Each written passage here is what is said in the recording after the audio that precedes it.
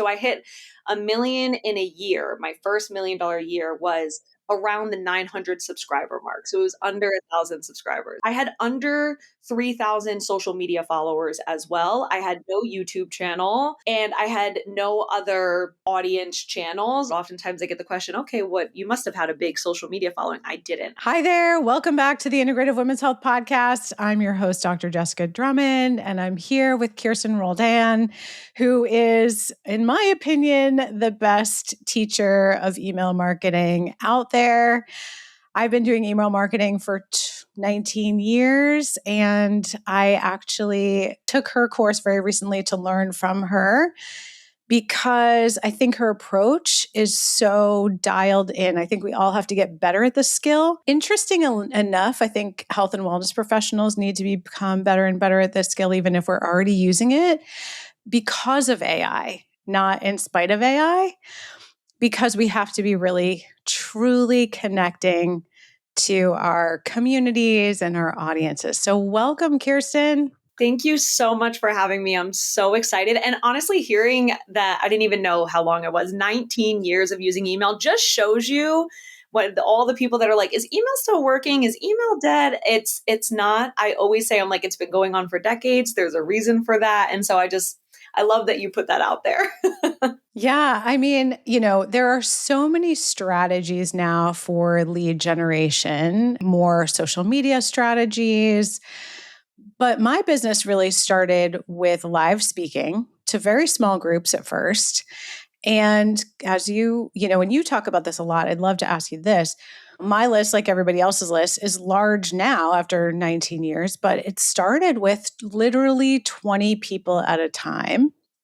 So before we dive into the specifics of email, you're also well known for kind of building a burnout prevention practice, which is a really important value here at our company. As we transition to the new year, what are you thinking about in terms of how to build a business model around a practice with a burnout prevention focus? Yeah. So just to give some context into me and my story, I actually come from a healthcare background. I was in cardiac ultrasound. That's what I did. And then I was super burned out in healthcare and I ended up starting a business so that I can work from home and heal from some injuries that I had acquired from working in healthcare, working on the floor.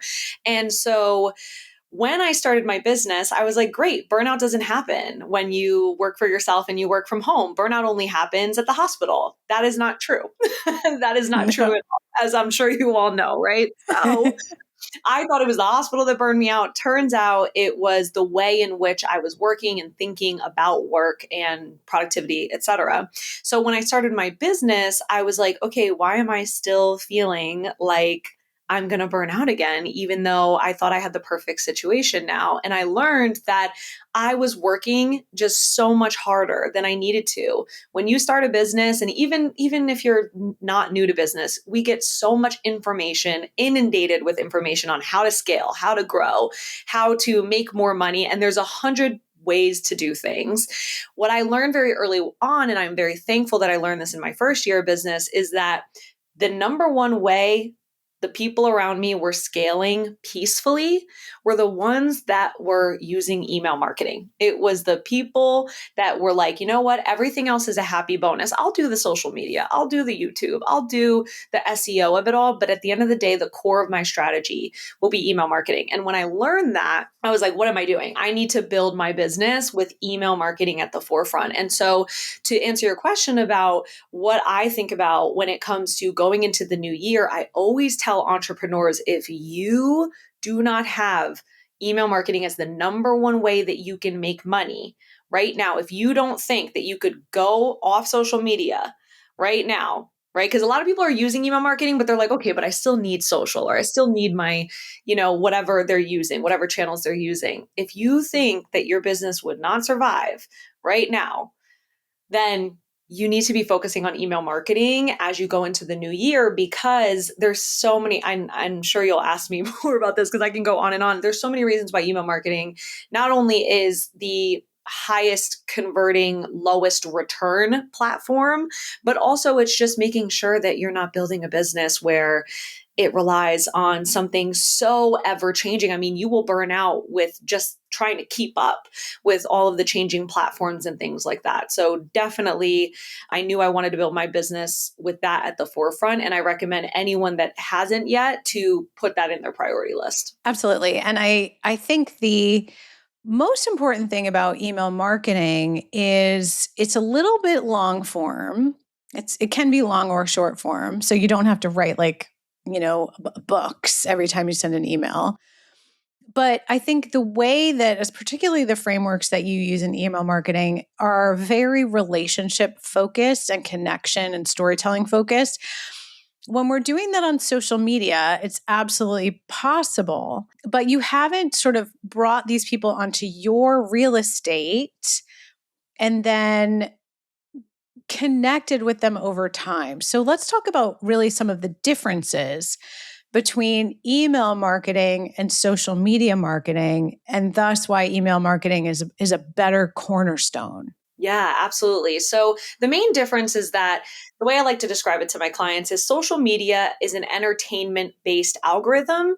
Email is a permission based algorithm. When you're dealing with an entertainment based algorithm, you're dealing with short form content, which means that that content needs to be engaging and it needs to be entertaining to actually be pushed out to other people.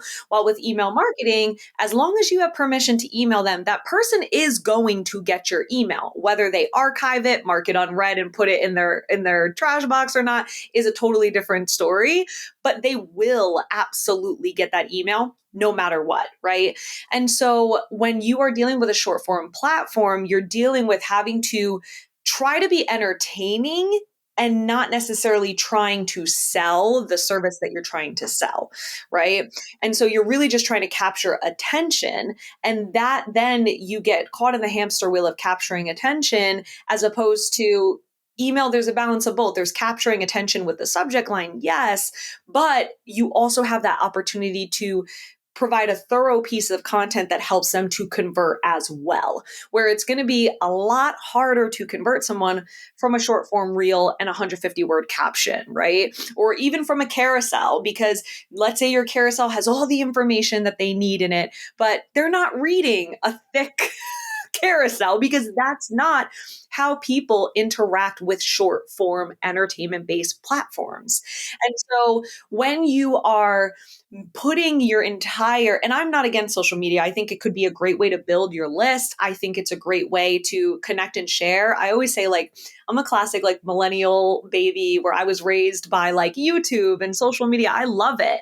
However, when your entire business relies on it, you're just working so much harder. When instead you can use social media to capture attention, get them on your email list, and then now you at least don't have to rely on social media for finding leads. You have leads on your email list. Now you actually have an opportunity to convert them rather than just, be saved for later in their save folder. Yeah, which no one ever looks at. No, exactly. You save it and then do nothing with it. Exactly. One of the things I love about your business is that you got really clear on kind of understanding a very high value skill.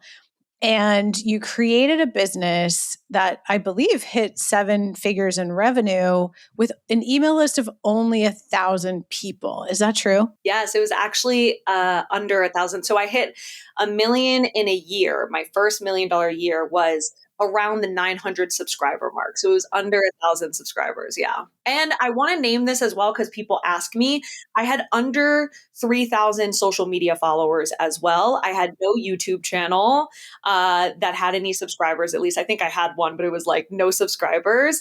And I had no other like audience channels. Often, I didn't realize this, but oftentimes I get the question, okay, you must have had a big social media following. I didn't. I had, to this day, I actually still have less than 10,000 total audience members. That's great. And I think that's a really important metric because people think they need a lot of volume.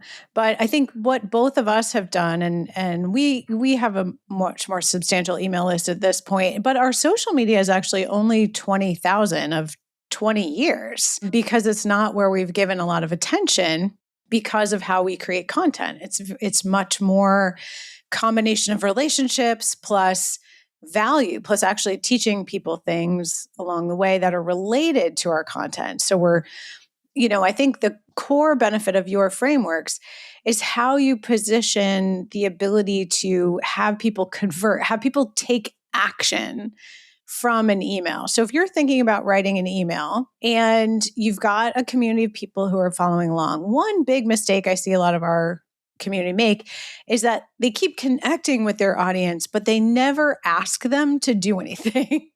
Yes. Yes. You have to start with that. It's so funny. Like the lowest hanging fruit is always, are you selling? Do you have an actual call to action at the end of every email? I think the newsletter is a very popular strategy that people apply, and a newsletter is not enough to sell people consistently. You can have a newsletter, right? And for those that don't know, like a traditional newsletter is, it's a roundup of content essentially, where you're sending them, this is everything you need to know about what's going on in my community, or maybe favorite books that I like, or podcasts that I've recently released that I want you to listen to. It's a roundup of content, right? But that is not enough to consistently sell to people. People need to see you in their inbox consistently, multiple times a week, just like they need to see you in any other marketing channel multiple times a week in order to actually buy from you and remember to engage with you. But then also they need to know what you're selling. They need to know, like, what do you actually want from me? Why am I reading this email? And you would be surprised that I have so many people that are so scared to sell, especially practitioners are so scared to sell and be annoying to their audience. And you would be amazed at how many of my clients end up telling me, they're like, oh, my clients have been obsessed with my emails, even though I'm actually more salesy than I've ever been. Yeah. What are some of those keys to being obsessed, to actually have them being open and read? Yeah, I think it all starts with the subject line. Number one, your subject lines, you have to imagine what the person on the other side, what they're seeing in their inbox. So when they open their inbox, what are they seeing? If they're just seeing another subject line that says last call name, where are you at name, or just like, like the clickbaity, like I almost died this week. All the clickbait, like those subject lines mean nothing to people. They archive them, right? Or they get sent to spam. Instead, you want to have subject lines where when someone opens their inbox, they're like, wait, this is me. This is something I have said. This is something that I want. This is a question that I have. So it's going to be completely different if I send a where are you at name subject line, or a clickbaity just to get opened subject line, as opposed to something that would be relevant for me is like how to get more opens on your email list without being, sleazy, right? Mm-hmm. That is something where when my client sees that in their inbox, they're like, oh, wait, that's so valuable to me. That's a question I've been asking myself. I really need that. So it starts at how are you serving your clients at the subject line? That's the first value point. But so many people are just upset. People are selfish with their subject lines. They're like, I just want them to get the open. No. That's your first value point. So how are you serving value just in the subject line? Then from there, when you're getting into the copy, the way you deliver value is not by creating how to 1, 2, 3 content. That is not valuable to clients. And the reason being is because they know they won't implement it. So to them, Right. that's not Yeah. valuable. I'm not going to implement this.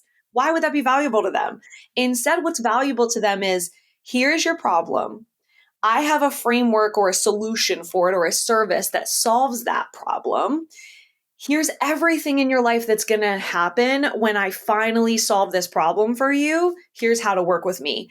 Nothing is more valuable than someone coming up to you. And for those that don't see me, I'm like playing with my hair, right? That someone coming up to you and is like, hey, you have a problem? I'm going to solve it completely. Oh, talk to me. Like, what? That's valuable, right? That's valuable, Yeah. but people don't see it that way. They see it as like, well, is that too salesy? No, just imagine if someone came up to you, tapped you on the shoulder and said, listen, all your problems, I can handle it in a week. I can handle it in the next 90 days. That is so much more valuable, especially in the world of convenience. And so that's how you need to be thinking about delivering value. Yeah. I think that's so clear because we often get stuck in like our healthcare professionals, especially, there's a lot of stickiness around, I have to write this really evidence-based content. I have to put this research citations in my email. No, please don't. They're talking at a really high level that their clients don't really understand. But I also think that the bigger problems, even if they're talking directly to their clients, they're basically saying, what they're saying is, open this. Here's how you solve your problem. You're on your own. Yeah. And Exactly. then no one's going to do. And we know there's clear data that between 1% and 4% will ever do anything they're just told. Yeah. No one wants the research, no offense, right? And I say this with love because my mom owns a medical clinic herself, and she owns a women's health clinic. And I've had to give her similar coaching. I'm like, the research is fun and exciting to us as healthcare nerds, right? As medical nerds. But at the end of the day, people are like, okay, but why does this matter to me right now? Why is this something that I should care about? In the era of, like I said, in the era of convenience and everything, it's like, what's valuable to me is telling me why I need to care about this right now, as opposed to flooding me with research that it's like, okay, but we have research everywhere and I still don't care. So what are you going to, right? It's sad, but it's true. Right. Yeah. And so it's like, how can I really think about my client and what they really need to hear, as opposed to what I just necessarily think is cool to share with them? Yeah. And I think sometimes those are a little bit of like a hook. Like, have you heard about this? You might be curious about this. There's a place for it, right? Yeah. There's a place for it. Totally. And then it's like, here's the framework of how we help you with this. And then here's the next step to take so we can help you with this.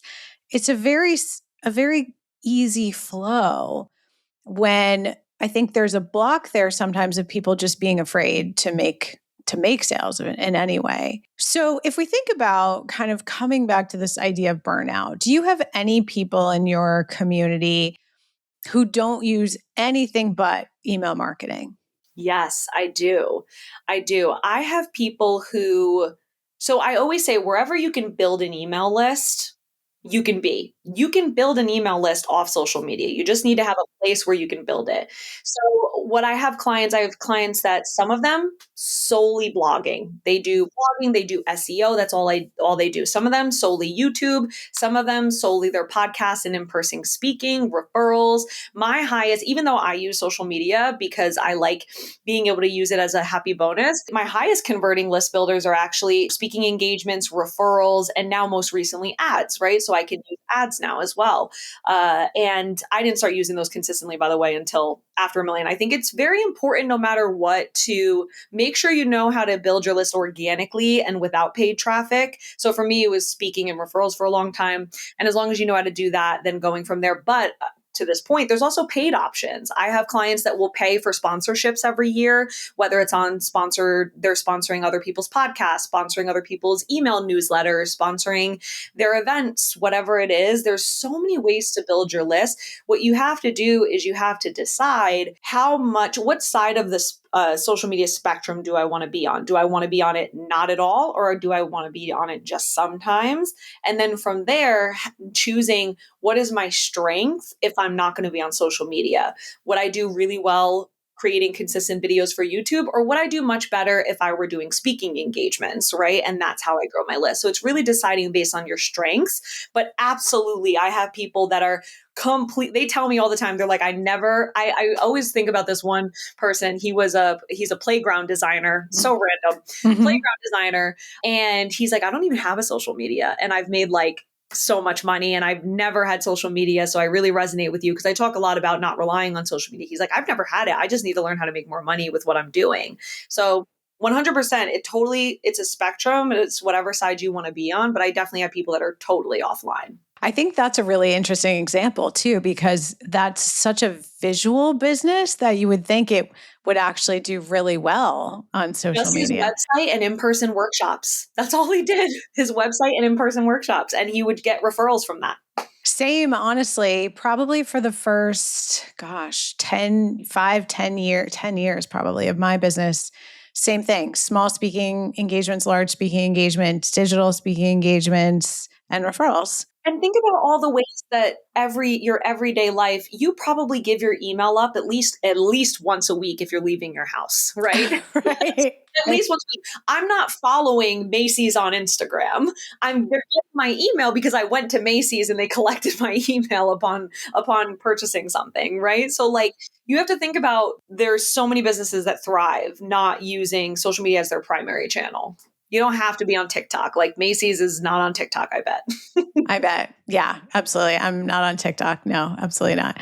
So if we're thinking about, okay, we're a practitioner, we're like your mom, we've run a women's health clinic, and 2026, next year, we want to be like, okay, I'm going to simplify and streamline so I'm not burned out. My core foundation is going to be consistent email marketing. And I think one of the fears, which you touched on a minute ago that I want to just circle back to, is that will I email them too much? What happens if they unsubscribe? Like there's a lot of panic around that. Yeah, absolutely. So there's a few things.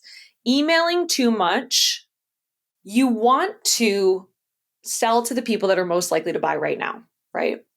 If someone unsubscribes, they were not going to buy from you right now, at least, right? And what will likely happen, which happens to nearly all of my clients, is that person unsubscribes, and next thing I know, that person resubscribed to their list later on. I don't believe in losing leads. If you kind of white knuckle and like tightly grip your subscribers, it's because it's coming from the mindset that you could lose a lead. But if you're consistently generating, you have a consistent lead generation strategy, right? You never lose a lead. A lead is never lost. You just replenish it.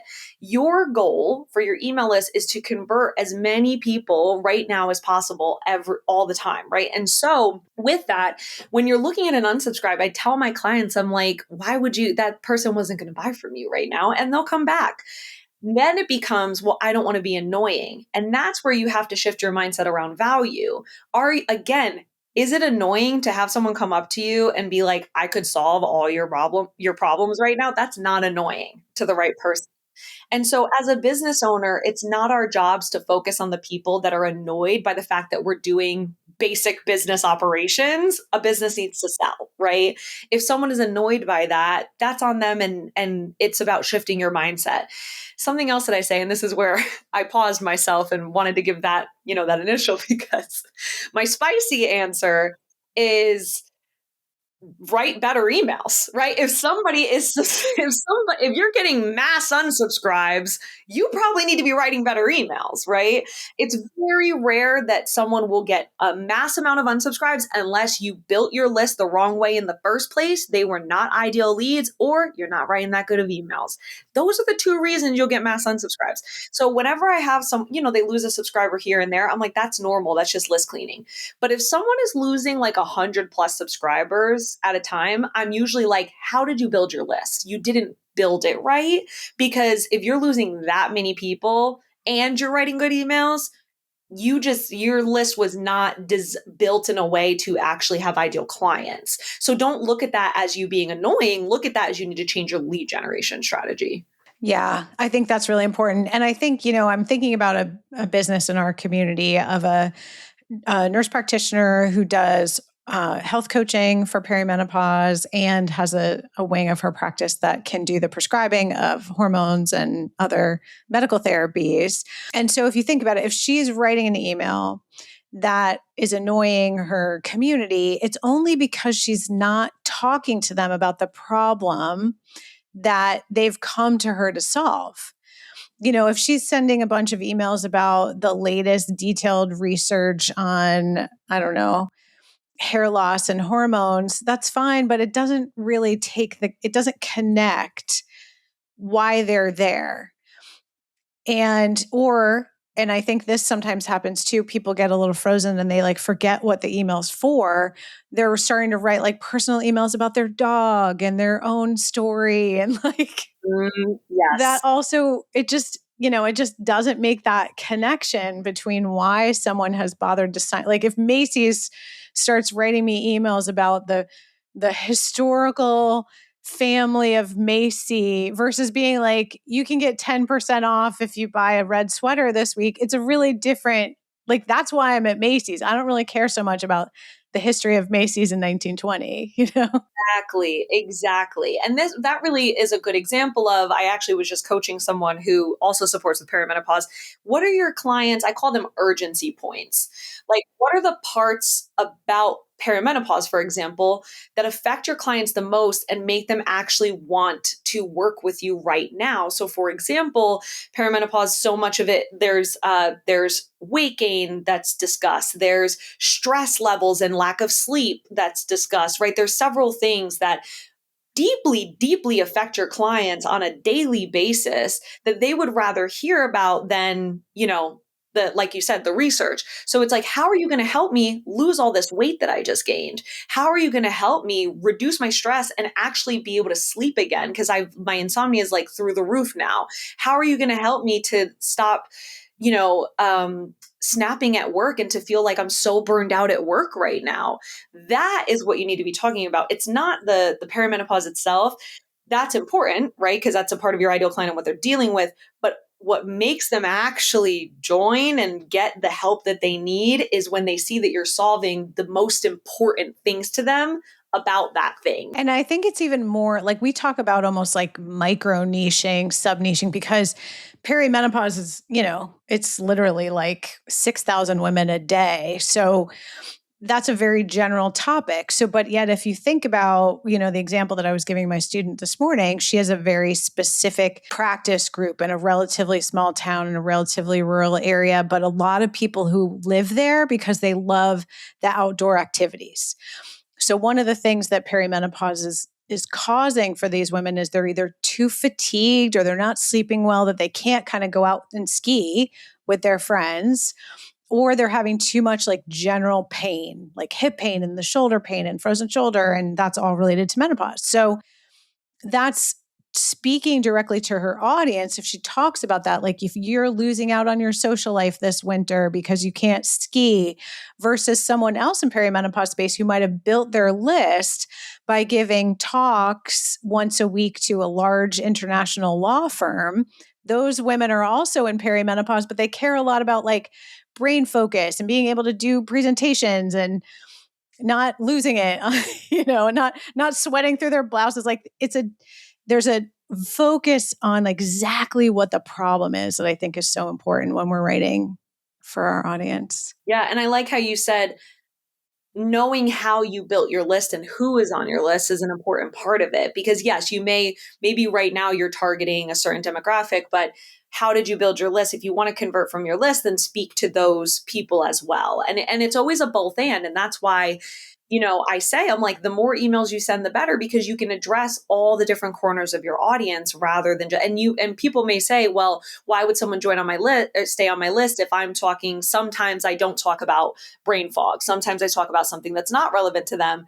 And I always say, I'm like, first of all, people are not paying attention that much. They're just waiting. I always say they're waiting for their email. So what's happening is they're waiting for the subject line that's relevant to them. That's it. That's all that's going to happen. Yeah.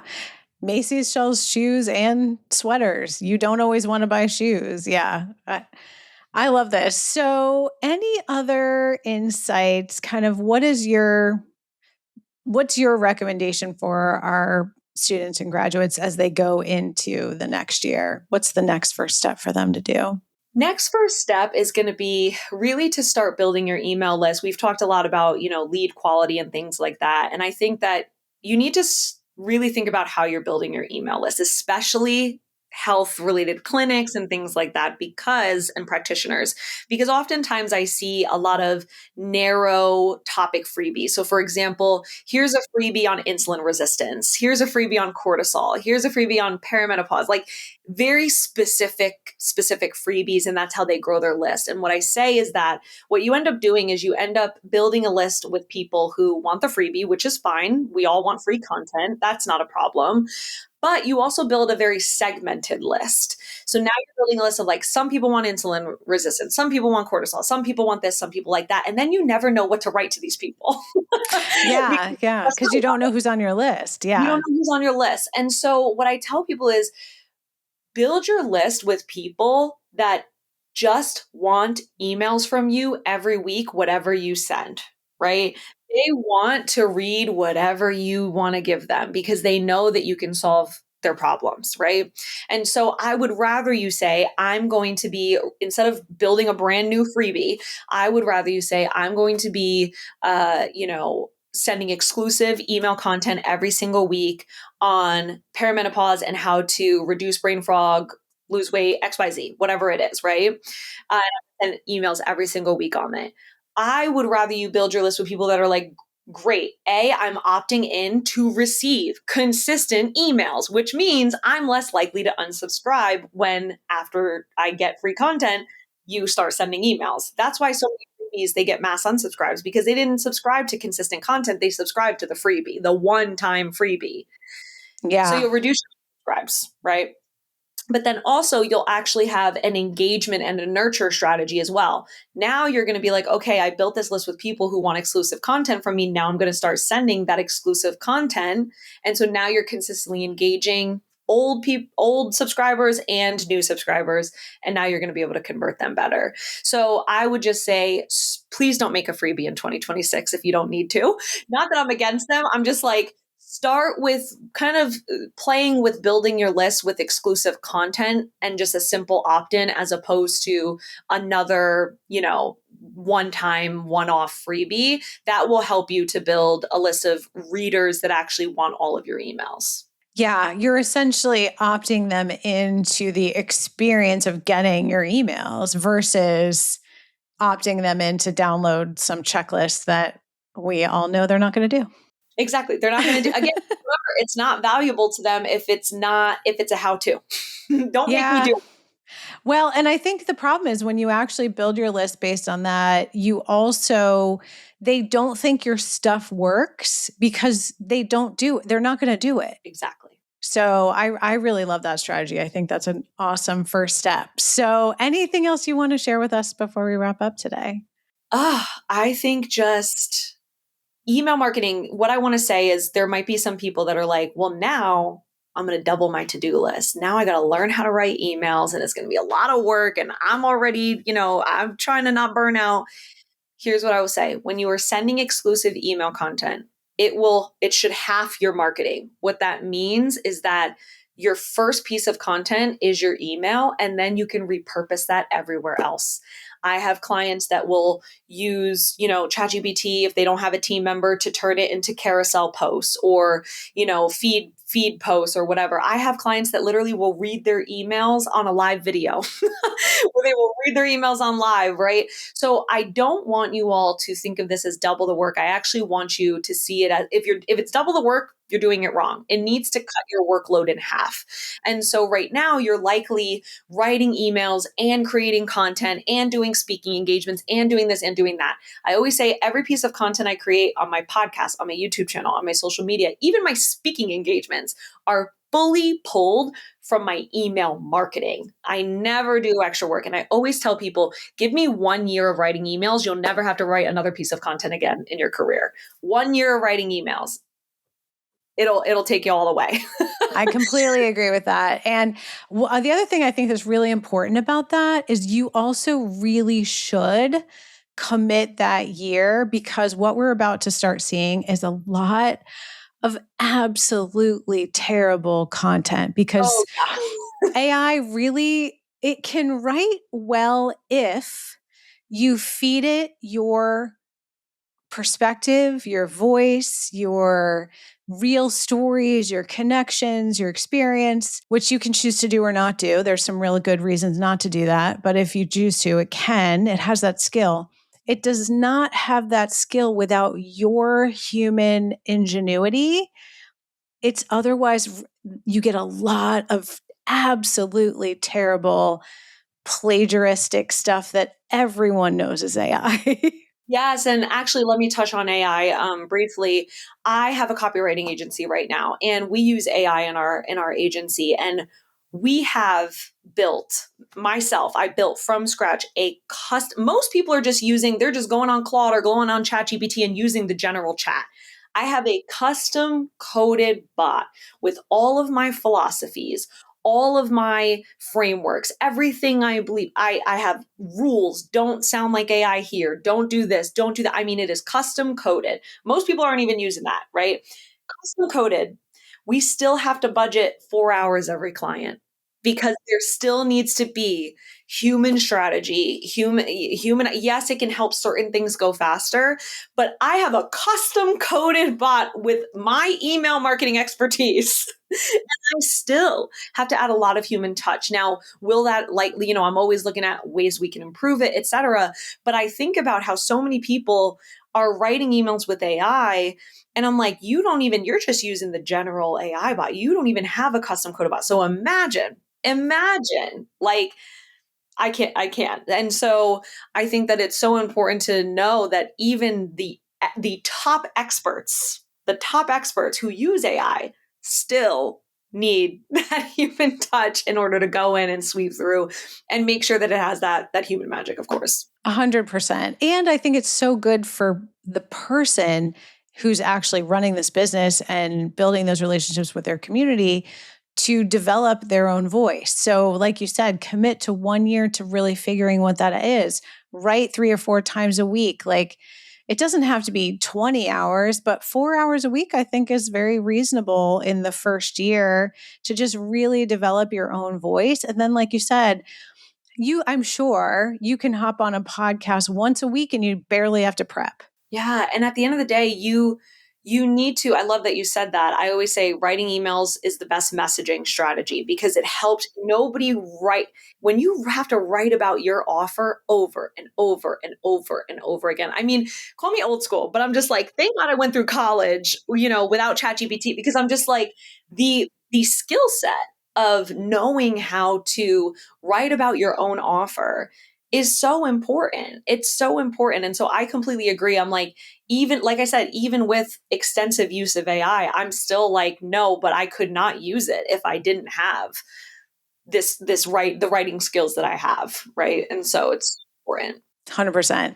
So, how can people find you if they want to go deeper and actually use your trainings to make their emails better or start their email list if they don't know where to start? Yes, you can join my email list at kirstenroldan.com. I send exclusive content every single week on email marketing. I also talk about team systems and mindset because my whole thing is I want to help you make a lot of money peacefully. And I believe those are the 4 key skills to doing so. You can also listen to my podcast, Business Without Burnout. I go in depth all the time on email marketing strategies and just scaling strategies in general to make sure you're building a business peacefully. And those are the top places. And then if you want, you can follow me on Instagram as well and on my YouTube channel, Kirsten Roldan. Thank you so much for being with us, Kirsten. This is really inspiring and I hope energizing for our community. Yes, thank you for having me.